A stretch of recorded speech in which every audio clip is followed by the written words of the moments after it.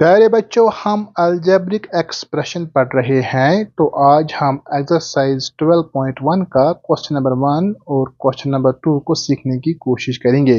तो question number 1 है, get the algebraic expressions in the following cases using variables, constants and arithmetic operations. यानी हमें इन statements को expressions में लिखना है। तो हमें वेरिएबल्स का इस्तेमाल करना है, कॉन्स्टेंट्स का इस्तेमाल करना है और अरिथमेटिक ऑपरेशंस का इस्तेमाल भी करना है। तो पार्ट नंबर फर्स्ट है subtraction of z from y, यानी y से हमें z को सब्ट्रैक्ट करना है। तो यहाँ पे हमने लिखा, पहले हमें लिखना है y, उसी से हमें z को सब्ट्रैक्ट करना है। अगर हम लिखेंगे सब्ट्रैक्शन ऑफ 5 फ्रॉम 7, तो इसको हम इस तरह लिखेंगे, हमें लिखना है पहले 7, फिर उसी से हमें सब्ट्रैक्ट करना है 5, तो वहाँ हमें मिलेगा आंसर 2। इसी तरह हमें यहाँ भी करना है, पहले हमें लिखना है y, उसी से हमें z को सब्ट्रैक्ट करना है। चलो अब हम पार्ट नंबर 2 देखेंगे। हमें लिखना है 1/2 of the sum of numbers x and y। हमारे पास दो नंबर्स है x एंड y, इनका हमें सम लिखना है, फिर उसी का हाफ लिखना है। अब यहाँ पे आप देखिए, इसका मतलब है half of sum of the numbers x and y। आप जरा आप पार्ट नंबर 3 देखिए, the number z multiplied by itself, यानी ये जो नंबर z है इसको z ही के साथ मल्टीपल किया गया है। अब यहाँ देखिए, यहाँ पे हमने लिखा z और इसी z को z के साथ ही मल्टीपल किया गया है, इसी को कहते हैं z मल्टीप्लाइड बाई इटसेल्फ। जरा आप पार्ट नंबर 4 देखिए, 1/4 of the product of numbers p and q। यहाँ पे देखिए, ये मैंने 1/4 of product of numbers p and q, यानी p और q जो है इनका हमने प्रोडक्ट किया और फिर उसी का 1/4 हमने यहाँ पे लिखा। अब हम पार्ट नंबर 5 देखेंगे। Number x and y both squared and added, यानी हमारे पास दो नंबर्स है x एंड y, उन दोनों का स्क्वायर किया गया है, फिर उनको ऐड किया गया है। अब यहाँ देखिए, मान लेंगे हमारे पास नंबर है x एक नंबर और दूसरा नंबर है y। इस नंबर का भी स्क्वायर किया गया है और इस नंबर का भी स्क्वायर किया गया है, फिर इन दोनों को ऐड किया गया है, तो यही इसका आंसर है जो मैंने यहाँ पे लिखा है। अब हम पार्ट नंबर 6 देखेंगे।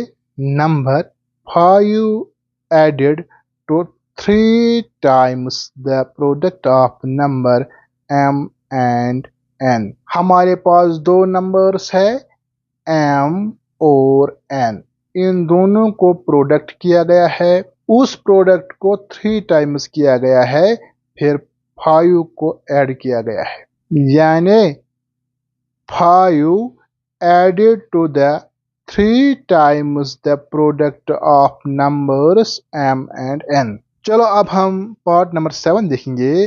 Product of numbers y and z subtracted from 10। हमारे पास दो नंबर्स है y एंड z, इनका प्रोडक्ट जो है उसको सब्ट्रैक्ट किया गया है 10 से, तो वही मैंने यहाँ पे लिखा है, यानी the product of numbers y and z is subtracted from 10। पहले 10 लिखना है, फिर इन दोनों का प्रोडक्ट लिखना है यहाँ पे, फिर माइनस करना है। चलो अब हम पार्ट नंबर 8 देखेंगे।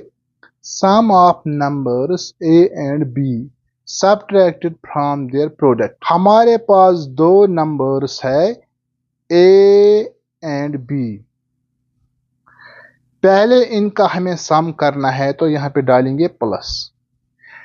इस सम को सब्ट्रैक्ट किया गया है इनके प्रोडक्ट से, तो अगर हम इन दो नंबर्स का प्रोडक्ट लिखेंगे तो वो आएगा ए बी, यानी ए बी को सब्ट्रैक्ट किया गया है a प्लस बी यानी sum of numbers. Product of numbers को सब्ट्रैक्ट किया गया है सम ऑफ नंबर्स। चलो अब हम पार्ट नंबर 9 देखेंगे। Divide the sum of numbers x plus y by z, यानी हमें इस x प्लस वाई को डिवाइड करना है z से, जो मैंने सिंपली यहाँ पे लिखा है x plus Y divided by z। चलो हम पार्ट नंबर 10 देखेंगे। Subtract product of numbers p plus q from their sum, यानी हमें इन दो नंबर्स का प्रोडक्ट सब्ट्रैक्ट करना है इन दो नंबर्स के सम से। चलो पहले हम लिखेंगे इन दो नंबर्स का सम, तो वो होगा p प्लस q। तो इस सम को हम सब्ट्रैक्ट करेंगे इन दो नंबर्स का प्रोडक्ट, वो होगा माइनस पी क्यू। तो इसी को हम कहते हैं subtract product of numbers from their sum. अब आप क्वेश्चन नंबर 2 देखिए। Identify the terms and their factors in the following expressions. Show the terms and factors by tree diagram। यानी हमारे पास ये एक्सप्रेशंस दी गई है, तो हमें इनके टर्म्स देखने हैं और फिर टर्म्स का हमें फैक्टर्स निकालने हैं बाय ट्री डायग्राम। यानी ट्री डायग्राम से हमें इन एक्सप्रेशंस के फैक्टर्स निकालने हैं, या हम ये कहेंगे कि हमें ट्री डायग्राम से इन टर्म्स के फैक्टर्स दिखाने हैं। चलो हम देखेंगे इसको। पहले हम ये एक्सप्रेशन लेंगे x माइनस 3। अब ये जो एक्सप्रेशन है इसमें दो टर्म्स है। अब आप कहेंगे कि ये टर्म क्या है, वो मैंने यहाँ पे लिखा है term. It is a single part of an algebraic expression separated by plus or minus signs। ये जो टर्म है ये अल्जेब्रिक एक्सप्रेशन का सिंगल पार्ट होता है, यानी ये। और ये जो नेगेटिव 3 है ये इस एक्सप्रेशन का दूसरा पार्ट है। याद रहे कि ये जो पहला पार्ट और दूसरा पार्ट है इनके बीच में या तो माइनस होगा या प्लस होगा, मल्टीपल या डिवाइड नहीं हो सकता। मैंने यहाँ पे 7x और यहाँ पे मैंने y लिखा। अगर मैं इनके बीच में प्लस साइन डालूंगा तो ये हो गया अलग पार्ट, ये हो गई एक टर्म, और ये जो y है ये दूसरी टर्म है। इसी तरह अगर मैं लिखूंगा 6x और यहाँ पे लिखूंगा y और बीच में डालूंगा नेगेटिव साइन, इट मीन्स ये हो गया वन पार्ट और ये हो गया दूसरा पार्ट, यानी ये एक टर्म है ये दूसरी टर्म है, ये तो बाइनोमियल हो गया। इसी तरह अगर मैं यहाँ पे लिखूंगा 6x plus 3y minus z, तो ये हो गया ट्राइनोमियल। इसमें तीन टर्म्स है, ये हो गई एक, दूसरी और माइनस z जो है ये तीसरी टर्म है। मान लेंगे मैं लिखूंगा 7x इंटू वाई, यहाँ पे बीच में मैंने मल्टीपल साइन डाला है लेकिन ये एक ही टर्म है, इसको हम लिखेंगे 7xy। इसी तरह अगर मैं लिखूंगा 7 डिवाइडेड बाई 2y, ये भी एक ही टर्म है, इसको हम इस तरह लिख सकते हैं 7 डिवाइडेड बाई 2y, तो ये एक ही टर्म हो गई। ये जो टर्म है ये एक्सप्रेशन का सिंगल पार्ट होता है और ये जो टर्म्स है उनके बीच में हमेशा पॉजिटिव या नेगेटिव साइन होना चाहिए। उससे डिसाइड होगा कि whether the expression is a monomial, binomial और ट्राइनोमियल। दोस्तों अगर आप यहाँ देखेंगे तो यहाँ पे पहले है 3t माइनस 5, यह पोर्शन जो है ये बाइनोमियल है। अगर हम इसको बीच में प्लस साइन डालेंगे फिर यहाँ पे डालेंगे और एक टर्म x, तो ये बन गया ट्राइनोमियल। ये अलग क्वांटिटी है, ये अलग पार्ट है और ये अलग पार्ट है। चलो हम क्वेश्चन नंबर 2 का पार्ट नंबर ए देखेंगे। तो यहाँ पे लिखा गया है x माइनस 3। पहले हमें इस एक्सप्रेशन के टर्म्स देखने हैं, फिर हमें फैक्टर्स निकालने हैं। ये जो पहली टर्म है इसका अलग फैक्टर निकालेंगे और ये जो दूसरी टर्म है इसको हम अलग से फैक्टर निकालेंगे। लेकिन हमें याद रखना है, हमें ट्री डायग्राम से इनके फैक्टर्स निकालने हैं। फैक्टर का मतलब होता है, मान लेंगे हम यहाँ पे कोई नंबर लेंगे 6। इस 6 को किन नंबरों से डिवाइड होगा तो वो इस 6 के फैक्टर्स होंगे। इस 6 को 2 से भी डिवाइड होगा तो 2 इसका फैक्टर है, 3 से भी डिवाइड होगा 3 भी इसका फैक्टर है और 1 भी इसका फैक्टर है और 6 खुद भी इस नंबर का फैक्टर है। ये जो 6 है इसके 4 फैक्टर्स है। इसी तरह हमें इन टर्म्स का भी फैक्टर्स निकालने हैं। इसको हम पहले टर्म्स लिखेंगे। इसमें 2 टर्म्स है, एक है x और दूसरी टर्म जो है वो है -3। अब हम इस x के फैक्टर निकालेंगे। इस x के फैक्टर होंगे, एक होगा 1 और दूसरा होगा यह x। इसी तरह हमें इस -3 के फैक्टर निकालने हैं। तो इसका पहला फैक्टर आएगा -1 और दूसरा फैक्टर आएगा 3। यानी अगर हम इन दोनों को मल्टीपल करेंगे तो यह -3 आएगा। इसी तरह हमें इस ट्राइनोमियल का फैक्टर्स निकालने हैं। तो पहले हम देखेंगे कि इसमें टर्म्स कितने हैं। आप खुद भी अंदाजा कर सकते हैं। इसमें 3 टर्म्स है, 1 2 और 3। तो यहाँ पे हम लिखेंगे पहली टर्म है 1, दूसरी टर्म है x और तीसरी टर्म है x²। इस 1 के फैक्टर है 1 और ये जो x है इसके 2 फैक्टर है, एक है 1 और दूसरा है x। और ये जो x² है इसके 3 फैक्टर्स है, एक है 1, दूसरा है x और एक x है।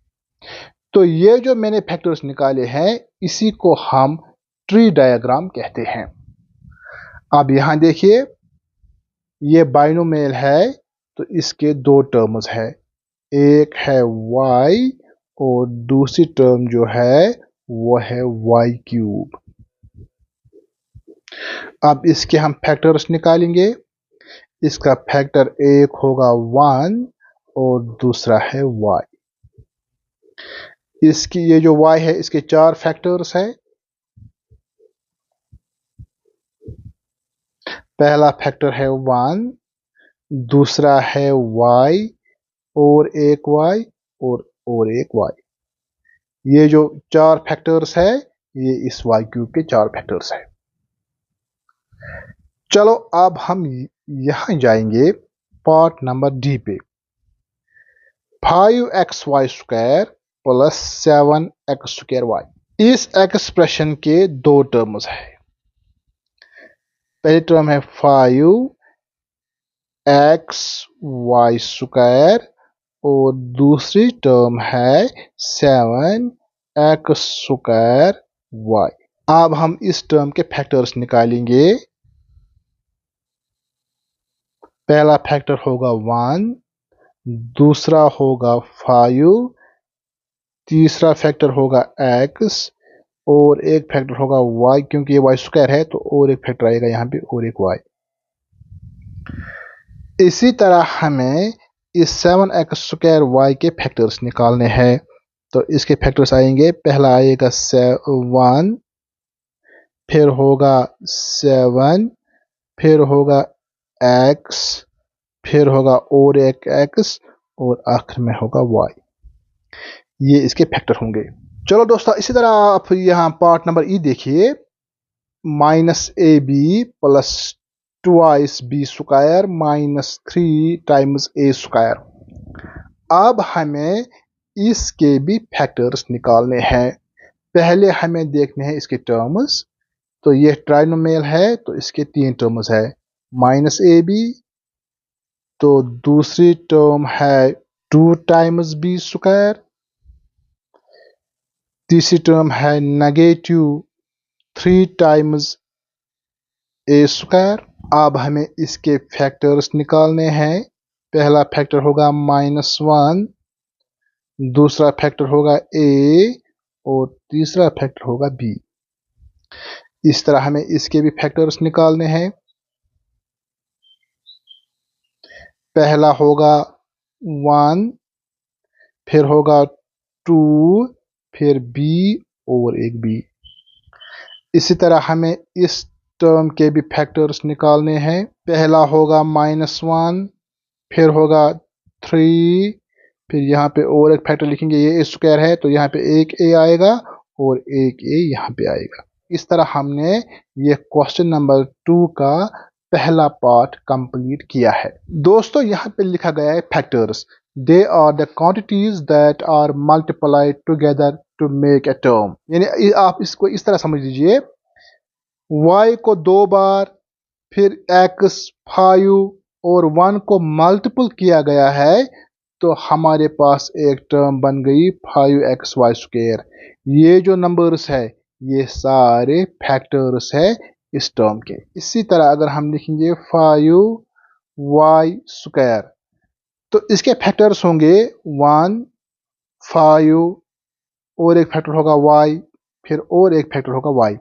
तो जब हम इन सारे क्वांटिटीज को आपस में मल्टीपल करेंगे तो हमारे पास एक टर्म बन जाएगी 5y स्क्वायर। और ये जो क्वांटिटीज है ये फैक्टर्स है इस टर्म के। दोस्तों आज के वीडियो में हम इतना ही पढ़ेंगे। मुझे उम्मीद है कि आपको सारे कॉन्सेप्ट्स समझ आए होंगे। अगर आपको यह वीडियो पसंद आया तो फिर इस चैनल को ज़रूर सब्सक्राइब कीजिएगा ताकि जो भी आने वाले वीडियोस होंगे उनकी नोटिफिकेशन आपको सबसे पहले मिल सके। Thank you for watching.